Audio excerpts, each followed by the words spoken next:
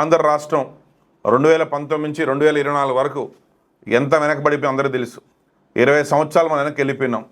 అట్లాంటిది ఈ 18 నెలల్లోనే ఆంధ్ర రాష్ట్రాన్ని ఎంత స్పీడ్గా డబులింగ్ సెక్టార్తో ప్రధానమంత్రి నరేంద్ర మోడీ గారి సహకారంతో మా యువ నాయకుడు నారా లోకేష్ గారు, డిప్యూటీ సీఎం పవన్ కళ్యాణ్ గారు, మా ముఖ్యమంత్రి చంద్రబాబు నాయుడు గారు రాష్ట్రాలు తిరిగి దేశాలు తిరుగుతూ ఎన్నెన్ని పెట్టుబడులు పెట్టుకొని తీసుకొని చూస్తున్నాం. మనం ఈరోజు ఒక వైజాగ్ సిటీని హైదరాబాద్ ధీటుగా, కర్ణాటకకు ధీటుగా సాఫ్ట్వేర్ని డెవలప్ చేయాలని చెప్పేసి ప్రపంచంలోని ఎక్కడా లేని విధంగా గూగుల్ని ఆంధ్రప్రదేశ్ తీసుకురావడం చాలా హ్యాపీనెస్. అది అదేవిధంగా ఈరోజు సమిట్తో సుమారుగా 13 లక్షల కోట్ల రూపాయలు పెట్టుబడులు తీసుకురావడం కూడా అంత ఈజీ విషయం కాదు.